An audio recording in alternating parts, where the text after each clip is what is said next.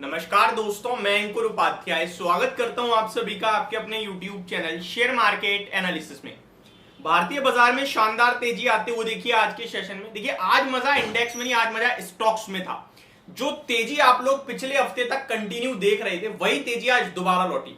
In fact तेजी बाजार में शुरू से ही चल रही है, बस एक दिन अचानक से प्रॉफिट बुकिंग कह लीजिए, करेक्शन कह लीजिए, या किसी ने खिलवाड़ करने की कोशिश करी है वो कह लीजिए, जो भी था आप सभी ने होते हुए देखा। बट आज के सेशन में ब्रॉडर मार्केट में जो तेजी थी वो देखने वाली थी। बात की जाए ब्रॉडर मार्केट की तो 1459 शेयर्स आपके लिए हरे निशान में बंद होते हुए दिखे आज। लगभग 554 शेयर्स लाल निशान में बंद होते हुए दिखे आज।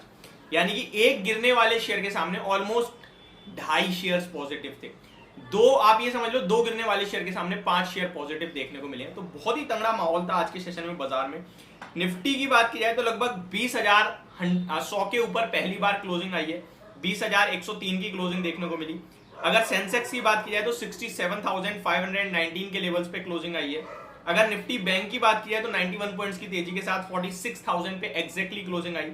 मिड कैप इंडेक्स में 1% से ज्यादा की तेजी थी और स्मॉल कैप इंडेक्स में लगभग 165 पॉइंट्स की तेजी देखने को मिली। ओवरऑल बाजार में शानदार मूड माहौल देखने को मिला आपको। ऐसे में बाजार के लिए आज एक ओपन मार्केट में खबर आते हुए दिखी थी, वो मैं आप सभी के साथ शेयर करना चाहूंगा।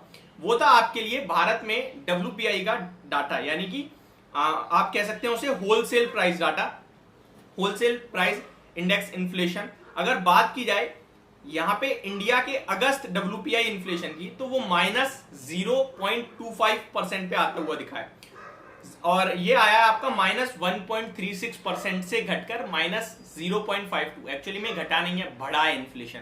महंगाई बढ़ी है, होलसेल के प्राइसेस बढ़े हैं। कैसे?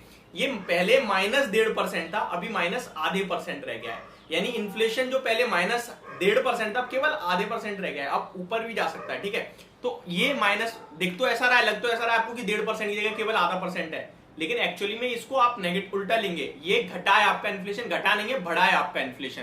तो ये डाटा तो कुछ खास अच्छा आता हुआ नहीं दिखा है, लेकिन ऐसे में निवेशकों के लिए पैसा जरूर बन रहा है स्टॉक मार्केट में। आप क्या करें क्या ना करें इसको समझने की और जानने की कोशिश करते हैं।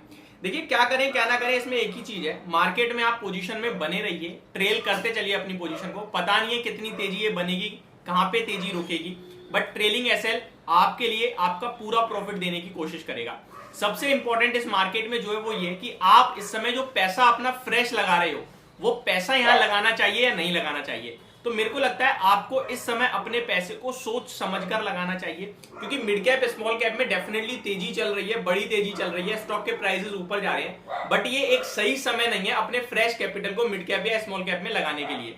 अगर आप मिड कैप या स्मॉल कैप में पैसा लगाते हैं तो यहां से कोई भी करेक्शन होती है तो डेफिनेटली बड़ी गिरावट आ सकती है।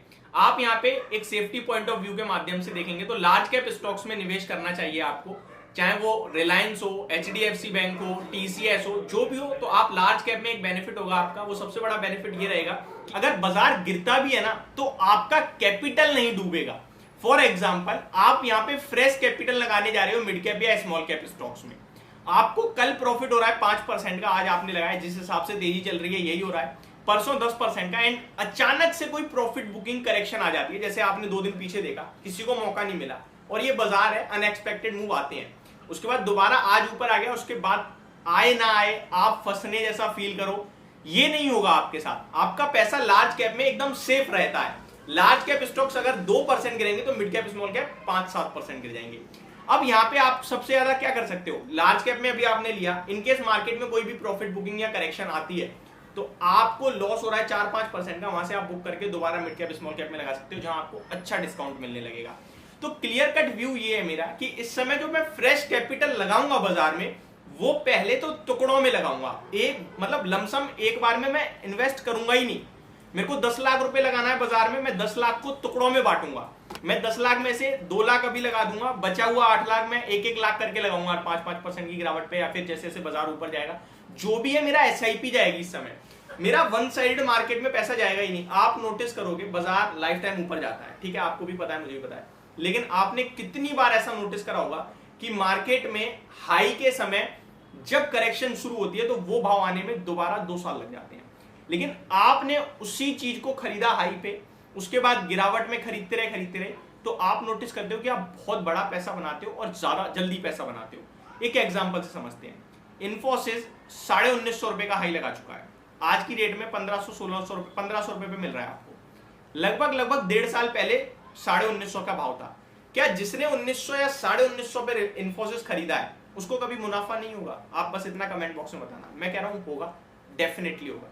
लेकिन 1900 पे खरीदने के बाद उसने 1200 रुपए जब अभी थोड़े दिन पहले गिरा स्टॉक तब खरीद लिया, तो अब उसे जरूर कुछ ना कुछ कम लॉस हो गया होगा, और यहां भी खरीद रहा होगा तो उसका प्रॉफिट जल्दी होने लगेगा। तो कहीं भी खरीद लो मार्केट में, पैसा तो बन जाएगा, क्वालिटी स्टॉक है तो। लेकिन गिरावट में एवरेज करना मस्ट है। जो लोग गिरावट में एवरेज करने की जगह बेच देते हैं और तेजी में हमेशा खरीदते हैं, वो स्टॉक मार्केट में पैसा देके जाते हैं। ये इतिहास कहता आया है और यही आगे होगा। एक स्मार्ट इन्वेस्टर हमेशा क्वालिटी देखता है, कभी प्राइस नहीं देखता। अगर आप केवल चढ़ती चीज को खरीदना जानते हो, गिरती चीज को बेचना जानते हो, पैसा नहीं बना पाओगे।